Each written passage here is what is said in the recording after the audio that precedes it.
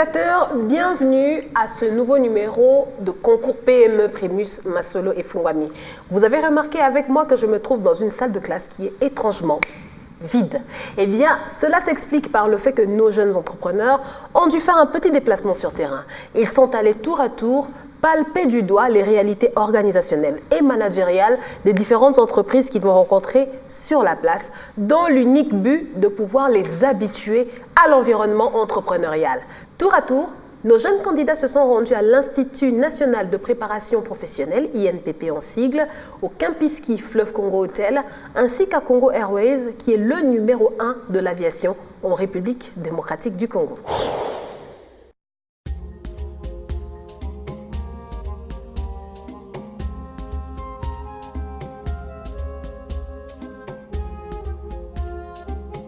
La visite des entreprises a commencé par le Kempinski Fleuve Congo Hotel.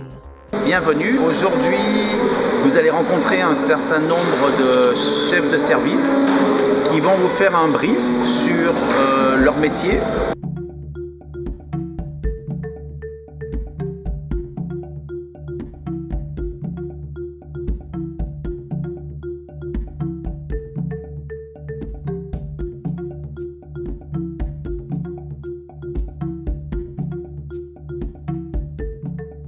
Donc ici nous avons sous la restauration un service en chambre, donc 24 heures sur 24, 7 jours sur 7.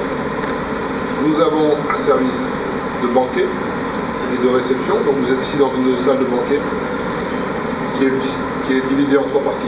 Vous avez la partie buffet et les 2 salles, d'accord ?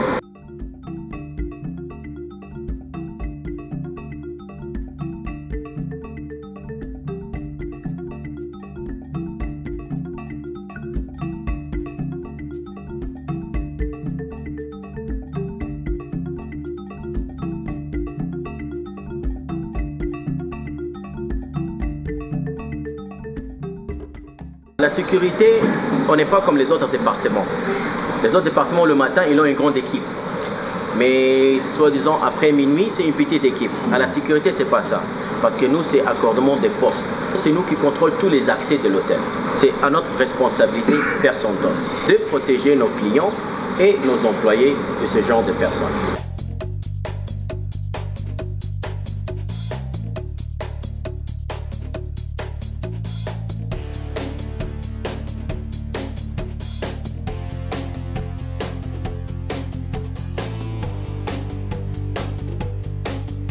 Ensuite, à l'Institut national de préparation professionnelle, INPP, où nos candidats ont été enthousiastes sur les différents départements de formation de l'Institut.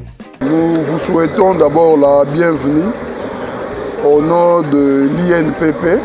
L'INPP vous donne la possibilité de visiter ces salles de formation. Nous allons vous accompagner.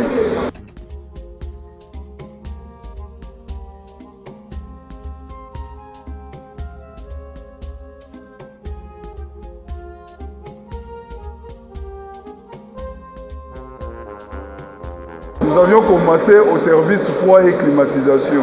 À l'intérieur de ces services, vous aurez comme filière de formation les froids ménagers, les froids commerciaux et industriels, la climatisation centrale et la climatisation automobile.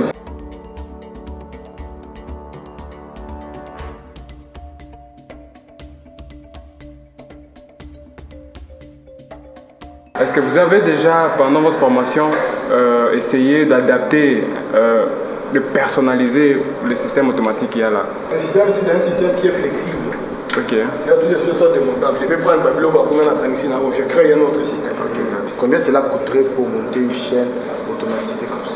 Lorsque le stagiaire vient à la fin de la formation, est-ce qu'ils sont aussi en mesure de pouvoir concevoir la partie soft et maîtriser la partie matérielle, ou soit c'est juste la partie matérielle qu'ils maîtrisent? Quand nous disons un système automatisé de production, il a toutes 2 grandes parties. Il y a la partie soft et la partie hard. Voilà.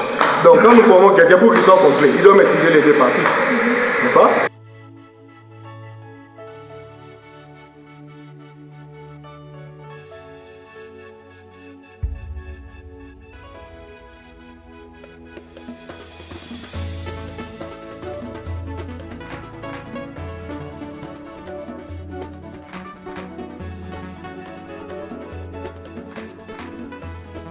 INPP a commencé ses actions de formation vers les années, à Kinshasa c'était en 1966. Donc je suis très content de recevoir tous ces jeunes gens qui se lancent dans l'entrepreneuriat parce qu'ils vont servir de modèle pour les autres. Quand un candidat sort de INPP, il inspire un peu plus de confiance par rapport à d'autres centres de formation. Personnellement, je suis très satisfait parce que vous allez constituer un modèle pour la jeunesse congolaise qui doit comprendre que la situation de notre pays tel qu'il est aujourd'hui, pour se développer plus rapidement, nous devons pousser la jeunesse à entreprendre.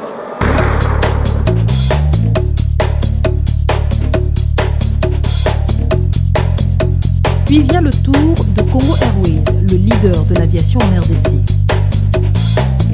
Bonjour, moi je suis Madame Séraphine, je suis le chef d'agence Congo Airways. On m'a dit que vous voulez savoir comment fonctionnait mon agence, donc je vais vous montrer le fonctionnement. Là, ils se mettent là, ils patientent, et une fois que leur numéro s'affiche, ils vont au comptoir. Qu'est-ce qui se passe au comptoir? Je vais vous présenter.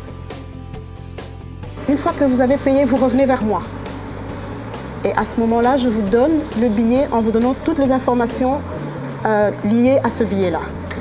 C'est-à-dire, vous devez être à l'aéroport à quelle heure? Si votre vol est un vol de 8 heures, je vous dis, monsieur, vous devez être à l'aéroport à 5 heures. Je vous dis aussi, voilà, vous avez droit à une franchise de autant. 30 kg en soute, 10 kg en main, selon la destination que vous choisissez. Le client a la possibilité de faire le choix de son siège à notre niveau ici. C'est-à-dire qu'il part demain, il dit moi j'aime la place 1A, est-ce que je peux l'avoir? On regarde dans le système, elle est disponible, on la lui donne. Arrivé au check-in, on lui donne cette place. Je veux savoir qu'est-ce qui fait que les clients viennent souvent chez vous. En tout cas, on se bat pour avoir un très bon service, faire en sorte que le client n'ait pas trop de tracasseries, on va dire. Parce que nous ici, on essaye de faire le mieux et au niveau de l'aéroport, c'est la continuité de ce qui se passe ici. Donc ils font aussi en sorte que tout se passe correctement. Je pense que le fait qu'ils se sentent beaucoup plus à l'aise les ramène vers nous.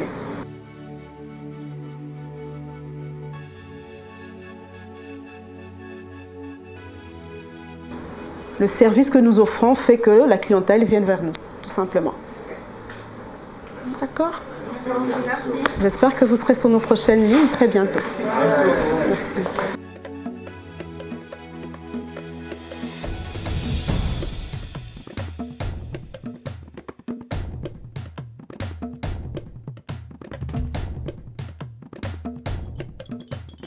Une visite en 2 étapes qui s'est conclue par les encouragements du directeur général qui a souligné que Congo Airways est une entreprise qui se dédie au bien-être des Congolais et donc disposée à accompagner les jeunes entrepreneurs congolais.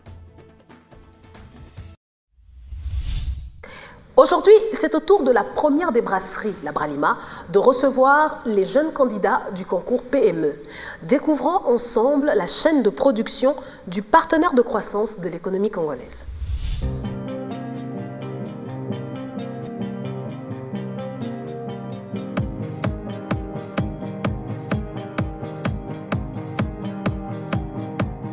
La visite à la Bralima, un des piliers de l'économie de la RDC, s'est ouvert par les encouragements du directeur général, René Crouch. Et aujourd'hui, je vous emmène un autre invité de marque.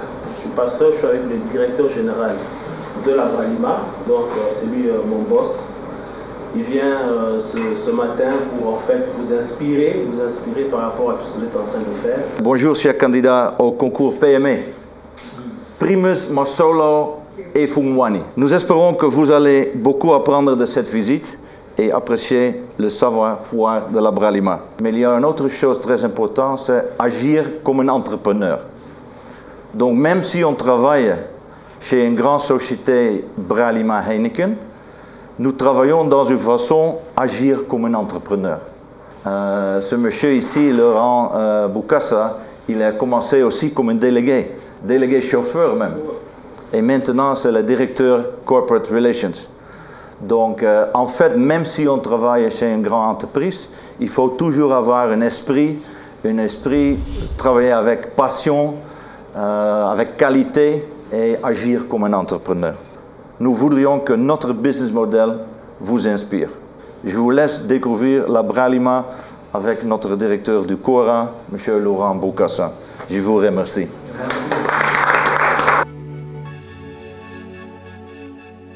Avant de vous présenter la société Bralima, je voudrais d'abord vous parler de la sécurité d'abord. Ici à la Bralima, la sécurité d'abord, c'est notre tout premier comportement. Nous sommes une entreprise industrielle. C'est une entreprise où il y a beaucoup de mouvements. Facilement, on peut avoir un accident sur le lieu du travail. Et on dit à la Bralima, la sécurité avant le profit. Donc, tenez-en compte, vous serez dans la brasserie aujourd'hui. À la fin de cette communication, je pense qu'on va vous remettre les équipements de sécurité que vous devez porter. En circulant la brasserie, respectez toutes les consignes de sécurité que vous verrez. Et ça, c'est primordial aussi pour nos propres employés qui travaillent dans l'usine.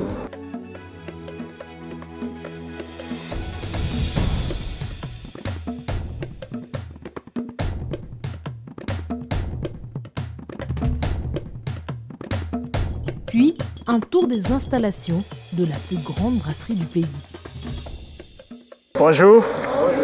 Bienvenue à la brasserie de Kinshasa, la Bralima. Je suis heureux de vous recevoir dans notre entreprise. Donc, je vais vous servir de guide et je répondrai éventuellement à toutes vos préoccupations. Donc, vous aurez avec moi le temps de circuler dans la brasserie et de voir notre process dès les matières premières jusqu'au produit fini.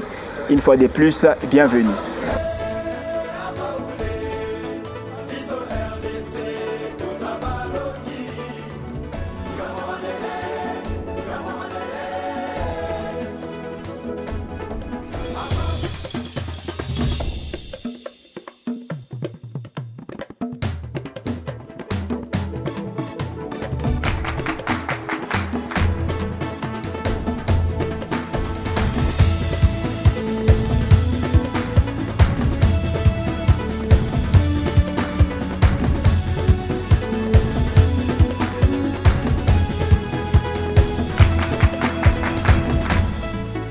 Déjà, par rapport à l'environnement, la brasserie de la Bralima est la première entreprise qui traite son eau usée avant de la renverser dans la nature.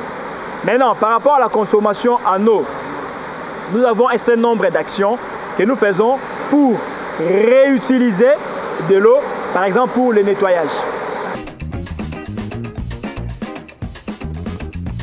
Mais finalement, quand on a produit, on ne produit pas pour nous. Nous produisons pour nos consommateurs. Vous avez vu, la dernière machine qui est le palettiseur a déjà mis des casiers dans les palettes. Les chauffeurs élévateurs comme c'est celui-ci, il va là-bas, il prend une palette, il vient maintenant, il y a des camions qui sont déjà disposés. Ils vont prendre le produit, placer sur des camions et les camions vont aller dehors pour la vente ou vers les dépôts ou même vers nos centres de distribution.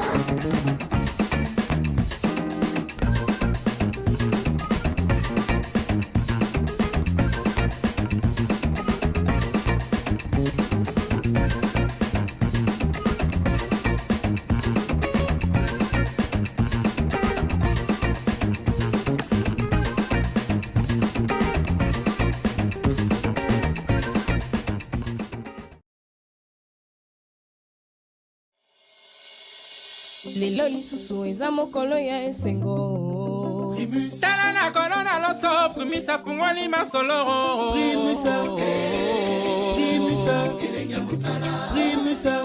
mpona bamoyen ya koliesa famille vraimen nakosala babushonga nasomi motuka nani andimaki azofungolela biso masolo mpona kopesa biso makoki ya kobatela bana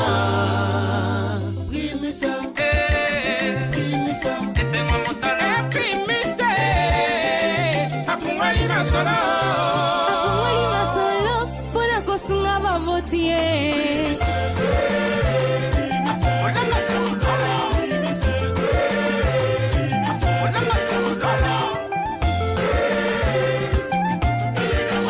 surtout biso bateki masanga edikation ya bana ezasi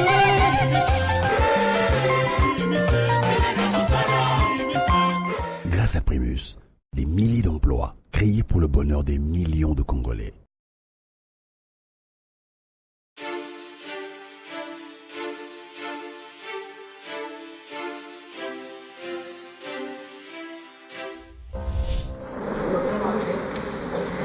Chers candidats, bonsoir à tous et bienvenue ici au bar Masolo.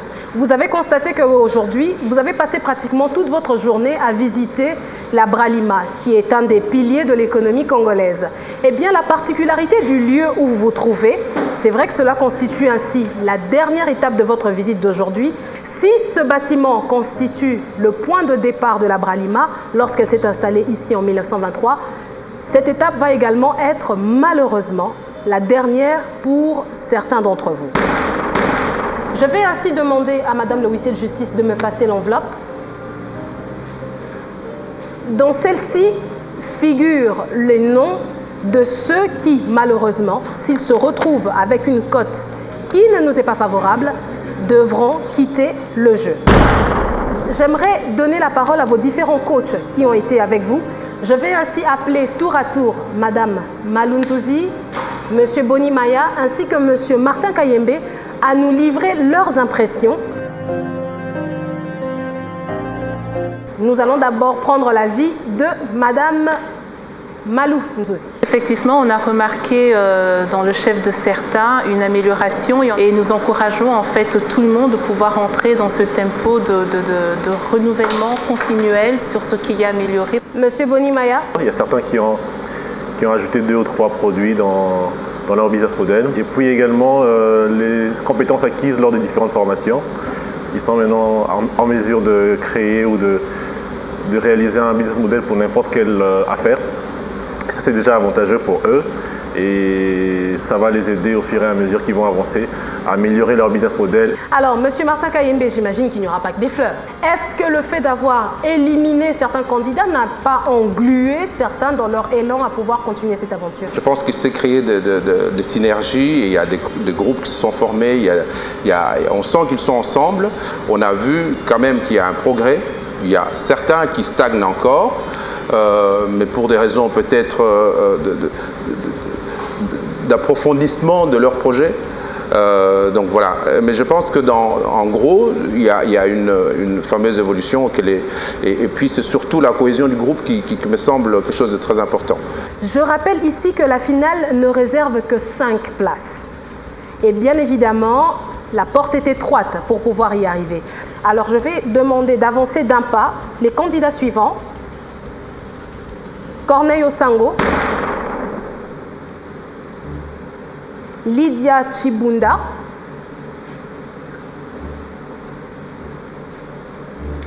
Benny Loudi, Idriss Milunda et enfin Daniel Kayumba. Alors j'aimerais que les coachs puissent tour à tour revenir un peu sur les failles qu'ils ont détectées dans votre parcours cette semaine. Daniel, votre projet est bien, mais vous devez faire attention à l'hygiène parce que votre marché cible sont quand même des enfants. Donc comment est-ce que vous vous organisez dans votre processus pour pouvoir produire votre production de jus? À ce moment-là, on a un souci. Oui, c'est bien, il y a beaucoup d'entreprises qui font des jus de fruits, mais votre jus, quel est exactement, en quoi il serait différent des autres produits sur le marché? Boni Maya, appréciation. Moi, je vais parler à Mademoiselle Lydia. Alors, vous avez choisi de faire venir les poissons de moins d'un pour une consommation sur Kinshasa. C'est une bonne idée, mais c'est une idée qui demande un peu plus d'efficacité dans la chaîne de gestion de froid. Alors, vous n'avez pas marqué vos techniques en termes de la logistique, ce qui manque à votre projet. Et puis, est-ce que vous avez une expérience par rapport à ça? Pour bien réussir, pour être compétitif, il faut faire venir des très grosses quantités. Qui dit très grosse quantité dit également des engins assez lourds. Et il faut être à même de pouvoir les acheter, les acquérir et les gérer. Donc, ce qui fait que votre projet creuse encore dans nos têtes. Je vais parler à Corneille. Très beau projet, certes, mais quand même, où vous avez besoin de beaucoup plus de moyens pour que ce projet devienne un vrai projet. Un des problèmes, c'est surtout celui de système de conditionnement, toute la chaîne du froid, comment vous allez faire avec des produits aussi fragiles que le fruit déjà coupé. C'est exactement la même chose que nous pensons qu'il y a encore beaucoup de choses à améliorer. Et qu'en est-il de nos deux derniers candidats, Benny Loudi et Idriss Milunda? Je vous repasse la parole pour appréciation. Benny, ton projet est intéressant parce qu'en fait, effectivement, il fait appel à une technologie d'imprimante 3D. C'est bien, mais simplement, nous pensons qu'il faudra encore beaucoup plus réfléchir à ton projet. Pourquoi? Parce que tu es en face de toi, vous avez en face de vous, pardonnez-moi de vous tutoyer, des concurrents qui ont les moyens de pouvoir acheter des centaines et des centaines d'imprimantes pour pouvoir offrir les mêmes services et les mêmes produits que vous aimeriez faire. Et le dernier candidat? Si vous en êtes là, c'est que vos projets sont intéressants, c'est évident. Maintenant, les projets doivent mûrir, doivent avancer, et malheureusement, il faut qu'il n'y ait que 5 gagnants à la fin. Donc l'élimination, c'est une obligation, même si vos projets ont des qualités extraordinaires. Très bonne idée, les immondices. Très bonne idée. Maintenant, on pense que, je vais vous tutoyer, hein, ça ne vous dérange pas.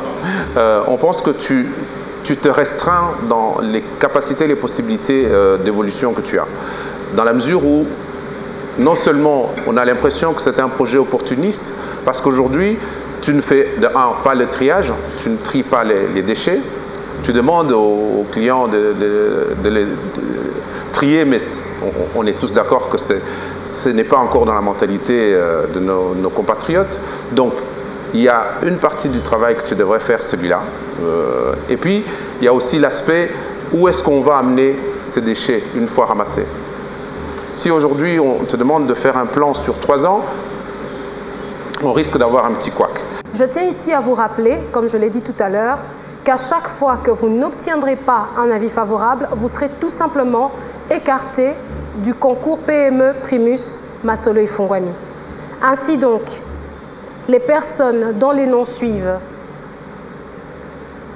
Corneille Osango, Lydia Chibunda, Idriss Milunda. Exceptionnellement, vous obtenez une deuxième chance pour continuer à cette aventure. Par contre, Benny Loudi et Daniel Kayumba, vous n'avez pas recueilli tous les avis qu'il fallait pour continuer cette aventure. Nous vous souhaitons bonne chance pour la suite et peut-être, pourquoi pas, à un prochain numéro.